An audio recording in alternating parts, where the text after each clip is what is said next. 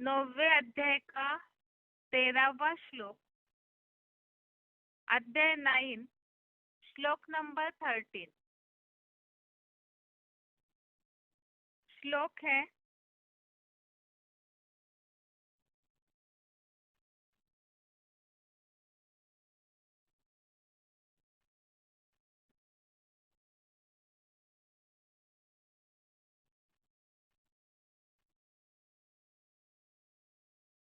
श्लोक है, महात्मानस्तु मां पार्थ दैवीं प्रकृतिमाश्रिताः भजन्त्यनन्यमनसो ज्ञात्वा भूतादिम अव्ययम्। श्लोक दोबारा। महात्मानस्तु मां पार्थ दैवीं प्रकृतिमाश्रिताः भजन्त्यनन्यमनसो ज्ञात्वा भूतादिम अव्ययम्। श्लोक का संधि विच्छेद है, महात्मानः तु मां पार्थ दैवीं प्रकृतिम् आश्रिताः भजन्ति अनन्यमनसः ज्ञात्वा भूतादिम अव्ययम्। संधि विच्छेद दोबारा।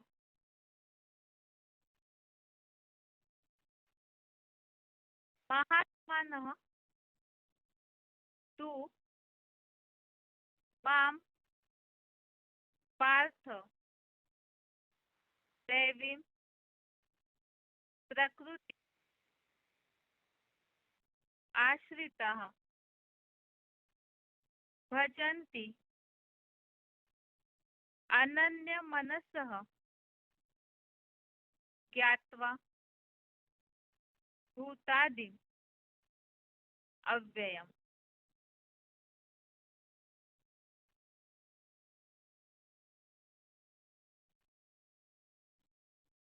शब्दों के अर्थ है, तू अर्थात किंतु, पार्थ अर्थात हे पृथ्वीराज, दैवीं अर्थात दैवी, प्रकृति अर्थात परा प्रकृति के, आश्रिताः अर्थात आश्रित, महात्मानः अर्थात महात्माएं, भूतादिम अर्थात प्राणियों के, अव्ययम अर्थात आद्य विनाशी, माम अर्थात मुझको,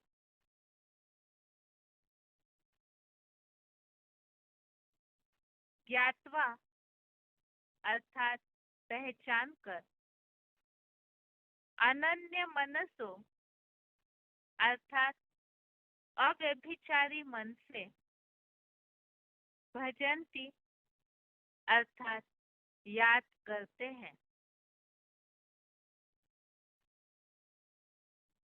शब्दों के अर्थ दोबारा।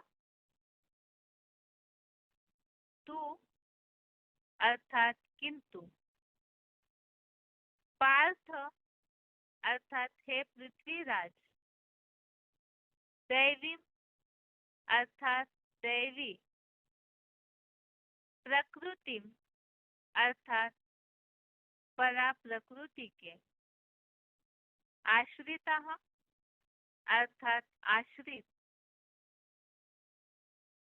महात्मानः अर्थात महात्माएं, भूतादिम अर्थात प्राणियों के, अव्ययम अर्थात आद्य विनाशी, माम अर्थात मुझको, ज्ञात्वा अर्थात पहचान कर, अनन्य मनसो अर्थात अव्यभिचारी मन से, भजंती अर्थात याद करते हैं।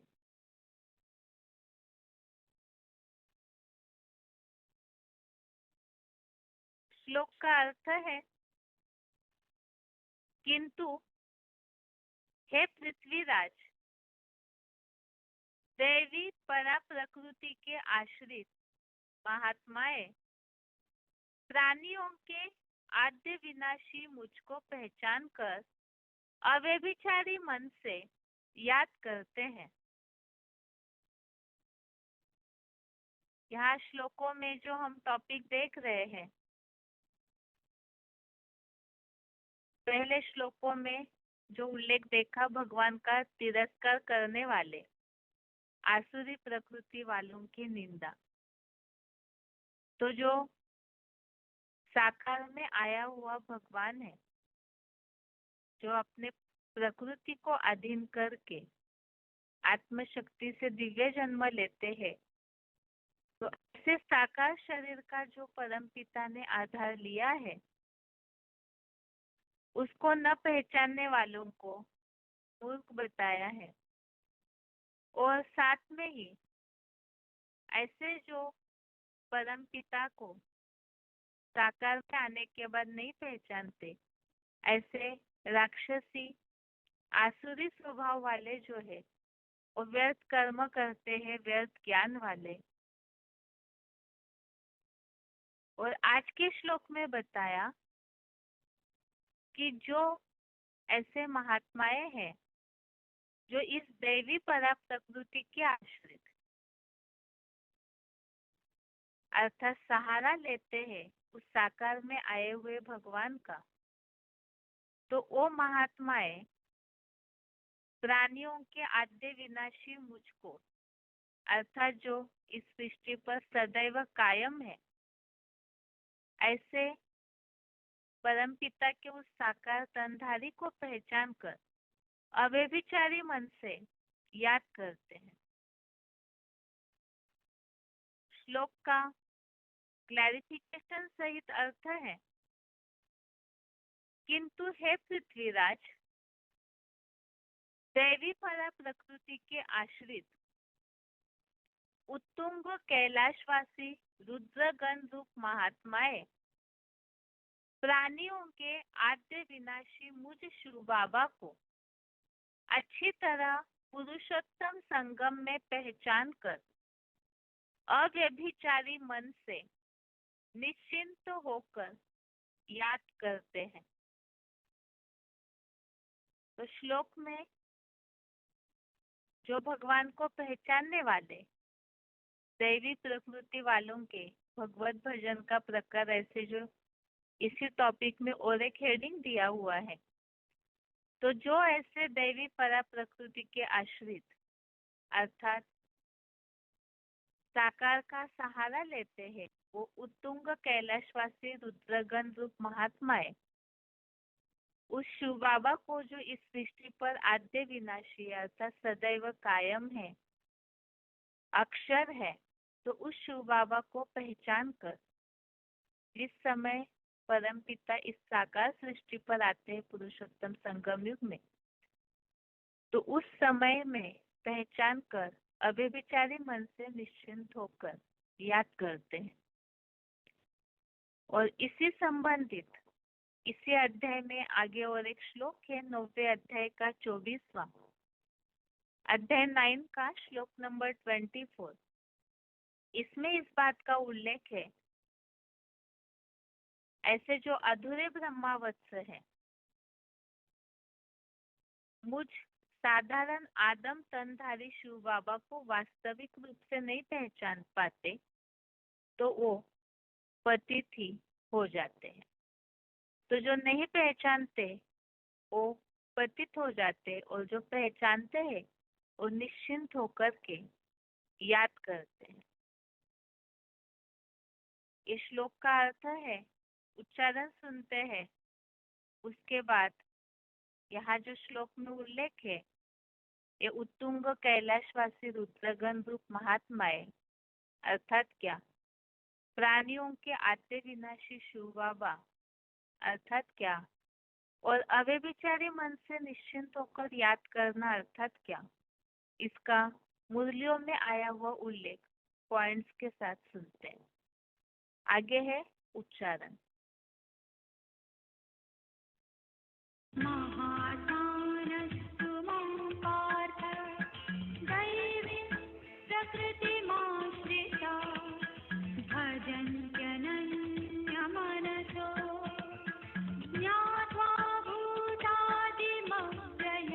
किंतु हे पृथ्वीराज, दैवी परा प्रकृति के आश्रित उत्तम कैलाशवासी रुद्रगण रूप महात्माएं प्राणियों के आद्य विनाशी मुझ शिव बाबा को अच्छी तरह पुरुषोत्तम संगम में पहचान कर अव्यभिचारी मन से निश्चिंत होकर याद करते हैं।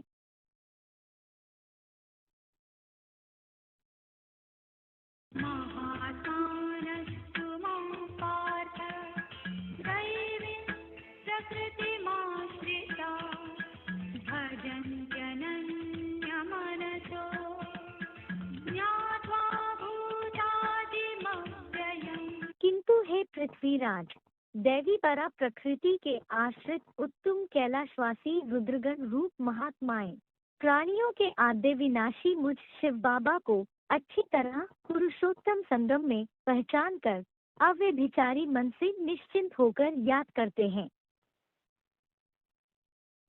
आगे है points. VCD number 2492, VCD number 2492 16 minute 16 minutes के बाद से लिया हुआ पॉइंट है दैवी परा प्रकृति। तो ये दोनों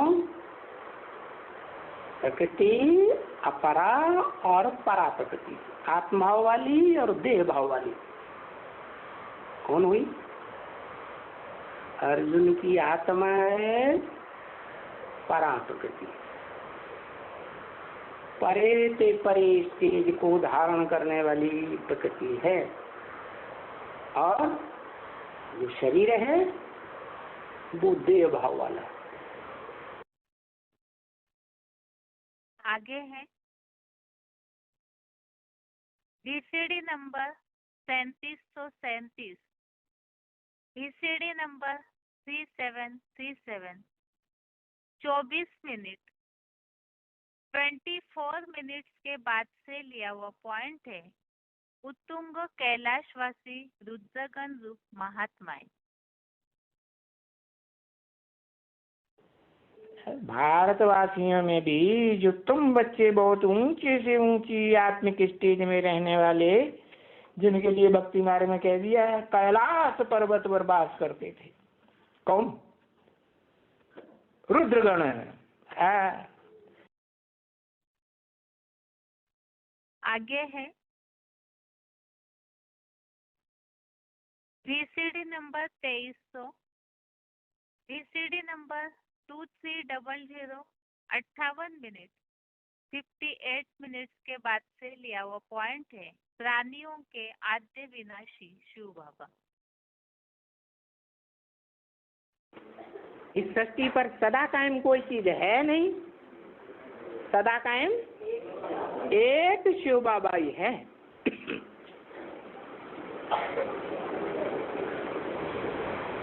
तो क्या वो एक शिव बाबा 5000 वर्ष के सृष्टि चक्र में सदा काल ऊपर रहने वाला है, या नीचे पार्ट बजाने वाला है? भले सृष्टि पर नीचे पार्ट बजाने वाला है, लेकिन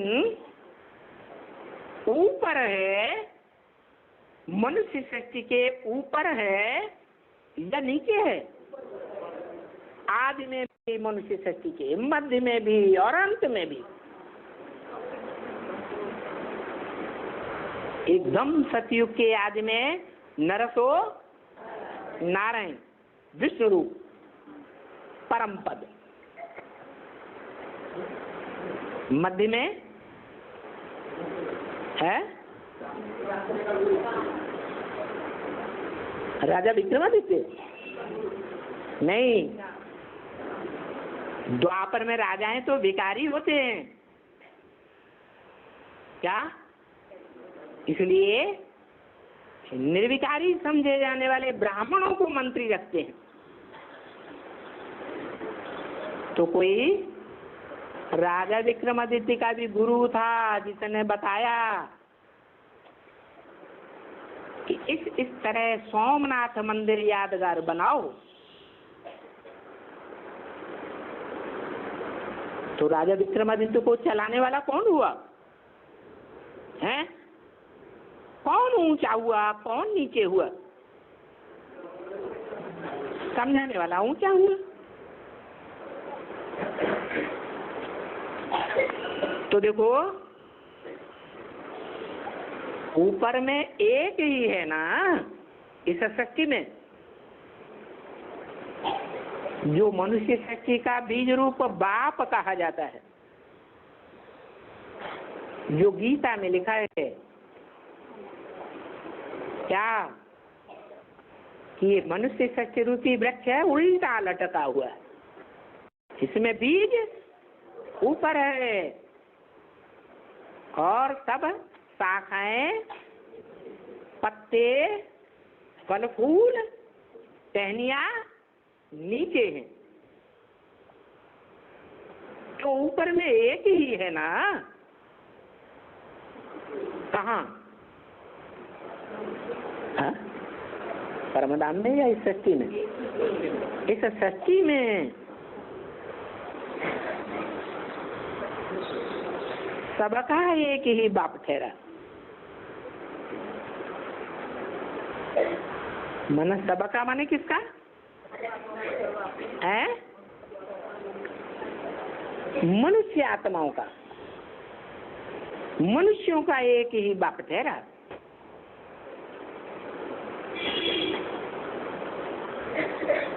जिसे शिव बाबा भी कहा जाता है।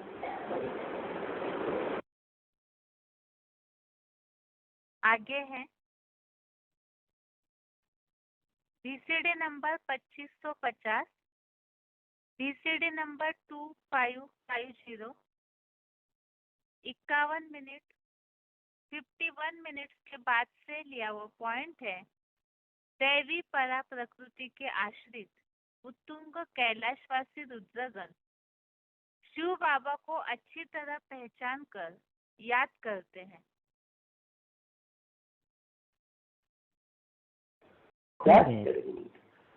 ऐसे ही उस श्रेष्ठ रूपी रंगमंच पर किसका राज्य?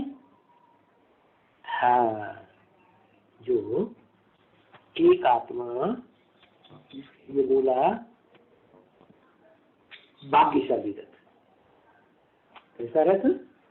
ऐसा भाग्यशाली रथ कि वो जहाँ जहाँ जिस जन्म में भी जाएगा वो वहाँ क्या खासियत होगी, तो उसके जो जन्म जन्मांतर के साथी हैं वो कोई न कोई रूप में साथ में रहेंगे जरूर। क्या वो दुश्मन होने वाले नहीं। तो देखो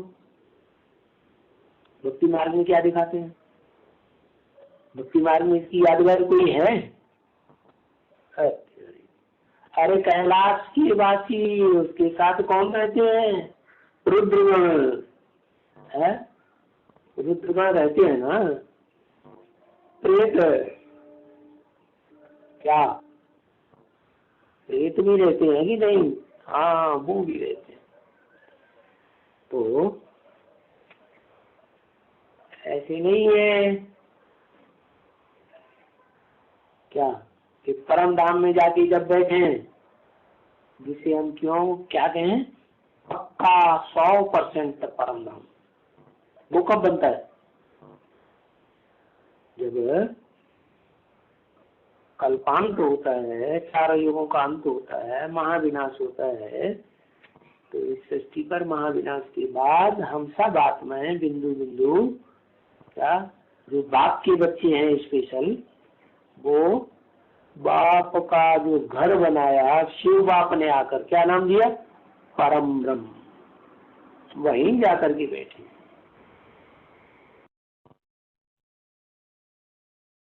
आगे है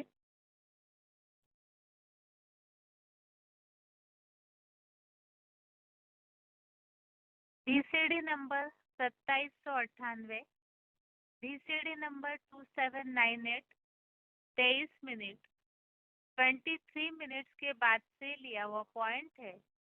रुद्रगण शिव बाबा को अव्यभिचारी मन से निश्चिंत होकर याद करते हैं।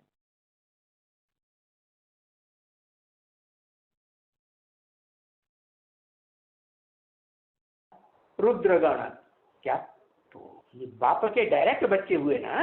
बीज के बच्चे कैसे होंगे, बीज के बच्चे बीज ही होंगे, ज्ञान के बीज ज्ञान के बीज ही होंगे, और योग के जो योग का जो बीज होगा, योगीश्वर माने बाप होगा, योगियों का राजा होगा, उसके बच्चे भी योगी होंगे या नहीं होंगे, योगी होंगे।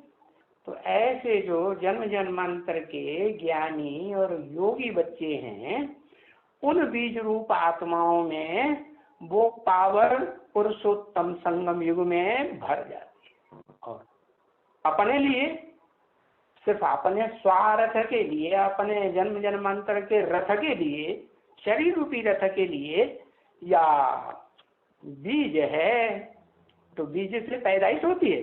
हाँ, हर एक का अपना अपना वो संसार रूपी वृक्ष है, जिसे कहते हैं ना, एक एक सितारे में क्या होता है, दुनिया होती है। तो ऐसे ही ये बीज रूप आत्माएं जो रुद्राक्ष के मन के रुद्रगण हैं, मेरे डायरेक्ट बच्चे हैं, वो सारी पावर भरते हैं। किसके द्वारा भरते हैं, किसके द्वारा भरते हैं, अरे किसके द्वारा भरते हैं, वो योग की पावर भरते हैं एक एक योगीश्वर के द्वारा। तो वो योगीश्वर जो है इसी सृष्टि रूपी रंगमंच पर पुरुषोत्तम संगम युग में, माना कलयुग के अंतर सतयुग के आदि में, जो पुरुषार्थी बीज रूप आत्माएं हैं सारी सृष्टि की, उनमें वो पावर नंबरवार भर जाती है।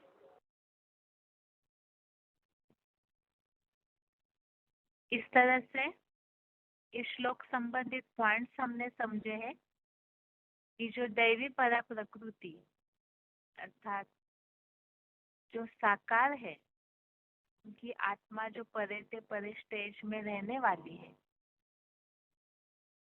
ऐसे का आधार लेकर के ये जो कैलाशवासी रुद्रगण है, वो जो बताया अव्यभिचारी मन से निश्चिंत होकर याद करते हैं, अर्थात अंत में जो इस सृष्टि पर ही परम धाम उतरता है, तो ऐसी स्थिति में पहुंचकर निश्चिंत होकर के याद करते। आगे है रिवीजन।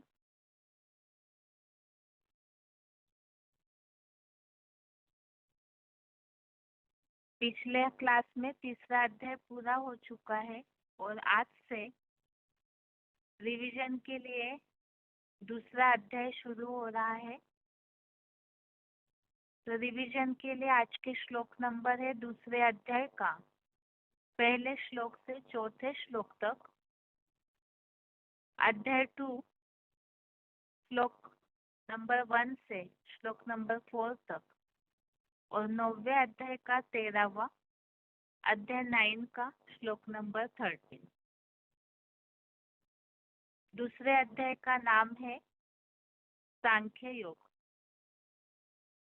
और यहाँ पर टॉपिक शुरू हुआ है 1 से 10 तक, श्लोक नंबर 1 से श्लोक नंबर 10 तक अर्जुन की कायरता के विषय में श्री कृष्णार्जुन संवाद। तो पहले अध्याय में जैसे कि बहुत सारे महारथियों का वर्णन किया हुआ है और अर्जुन युद्ध के लिए तैयार नहीं हो रहे हैं। तो लास्ट के श्लोकों में अर्जुन एकदम जो उल्लेख आया है श्लोक में, देहभान में आकर शरीर रूपी रथ में हिम्मत हार करके बैठ जाते हैं संबंधियों के मोह के कारण। तो उसी से यहाँ दूसरे अध्याय की शुरुआत हुई है। दूसरे अध्याय का पहला श्लोक है अध्याय 2 का फर्स्ट श्लोक। इसमें संजय उवाच तम तथा कृपयाविष्टम् अश्रुपूर्णा पुलेक्षणम् विषीदन्तम् इदं वाक्यम् उवाच मधुसूदनः। श्लोक का अर्थ है, मधु जैसे मीठे काम के हंता शिव बाबा ने इस प्रकार संबंधियों के मोह में करुणा से भरे अश्रुपूर्ण व्याकुल नेत्रों से विषाद युक्त हुए उस अर्जुन को यह वचन बोले।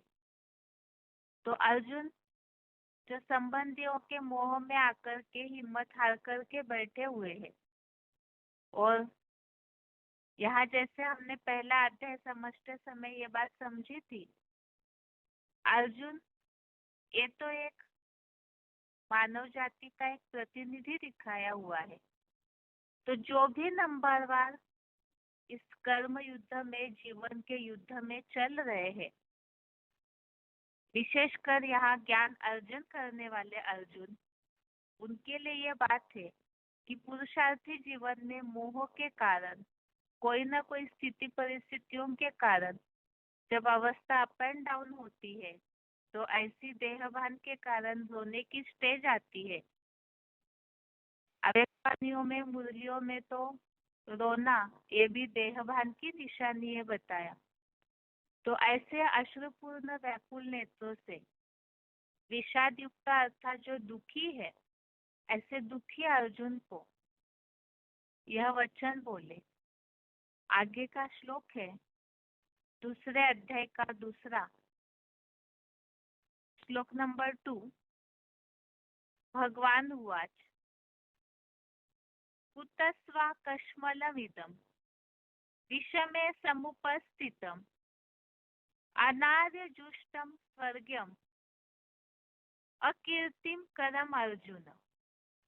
अर्थात हे अर्जुन, असमय में अनार्य सेवित स्वर्ग में न ले जाने वाली यह सामाजिक अपकीर्तिकारक मलिनता क्षत्रिय होते हुए भी तुझे कहाँ से आ गई।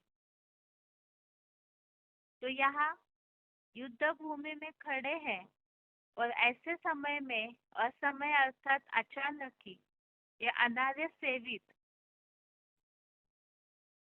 मुरलियों में आर्य और अनार्य के लिए जो उल्लेख आते हैं, सुधरेले और अनसुधरेले, तो यहाँ अनार्य सेवित अर्थात जो ऐसे अनसुधरेले हैं, तो असमय में अनार्य सेवित स्वर्ग में न ले जाने वाली ये युद्ध जो कि स्वर्ग तक पहुंचाता है, तो युद्ध से पीछे भाग रहे हैं अर्जुन, तो स्वर्ग से वंचित हो जाएंगे। इसीलिए ये बताया भगवान ने कि स्वर्ग में न ले जाने वाली सामाजिक अपकीर्तिकारक मलिनता क्षत्रिय होते हुए भी तुझे कहाँ से आ गई।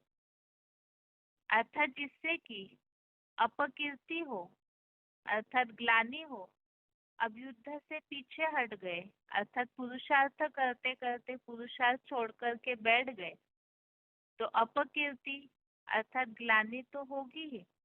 तो ऐसे स्वर्ग में न ले जाने वाली यह सामाजिक अपकीर्तिकारक मलिनता क्षत्रिय होते हुए भी तुझे कहाँ से आ गई। तो यह क्षत्रियों का तो धर्म ही है युद्ध करना, तो युद्ध छोड़ करके भागना, तो इससे अपकीर्तिकारक मलिनता बताए, तो ये तुझे कहाँ से आ गई। आगे है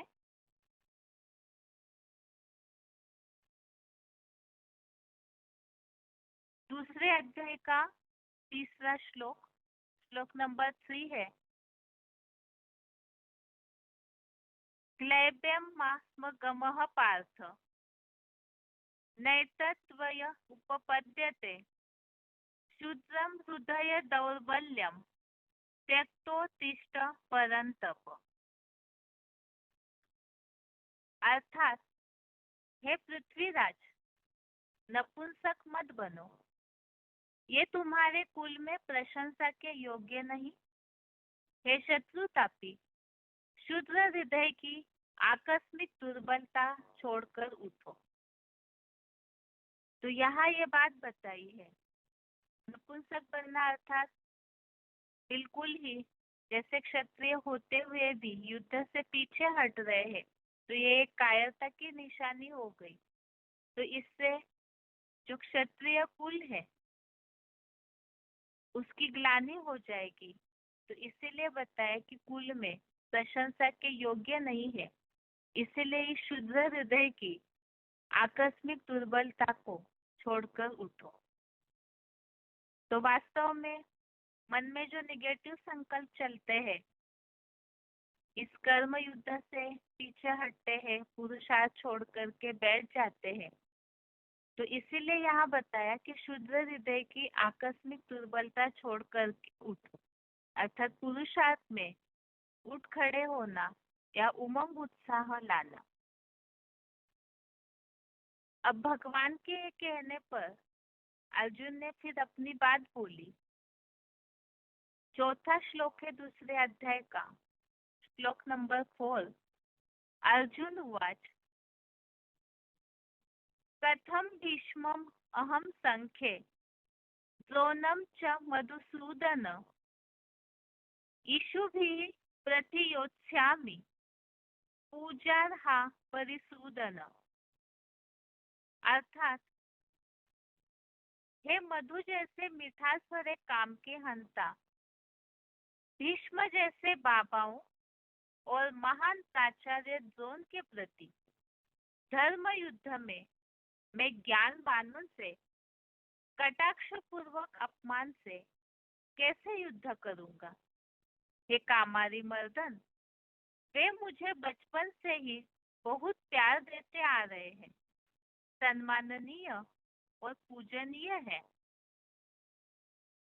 जैसे पहले अध्याय में भी अर्जुन ने अपने संबंधियों के प्रति मोह दिखाया, तो इसी तरह की बात यहाँ इस श्लोक में बोली है कि भीष्म जैसे बाबाओं और जो द्रोण जैसे प्राचार्य है, जिनसे शिक्षा ली हुई है, भीष्म जैसों से बचपन से स्नेह लिया हुआ है, तो ऐसों से इस धर्म के युद्ध में ज्ञान के बाणों से कैसे युद्ध करूंगा। क्योंकि ये जिनके प्रति मन में रिगार्ड है, जिनसे शिक्षा ली हुई है, तो ऐसों से ज्ञान बाणों से कैसे युद्ध करूंगा, क्योंकि उन्होंने बचपन से प्यार दिया, सम्माननीय है और पूजनीय है। अब यहाँ ये बात, जो भी जीवन में ऐसे स्नेही संबंधी है या पुरुषार्थी जीवन में भी जो भी ऐसे बेहद के संबंधी है, तो उनके प्रति जो मोह निर्माण होता है या जो भावनाएं रहती है, तो उसके कारण ज्ञान बाणों से युद्ध करने के लिए अर्जुन को प्रश्न निर्माण हो रहा है। ये तो दूसरे अध्याय के श्लोकों की रिवीजन हुई। इसमें सिर्फ अर्जुन की स्थिति का वर्णन किया हुआ है। और आगे है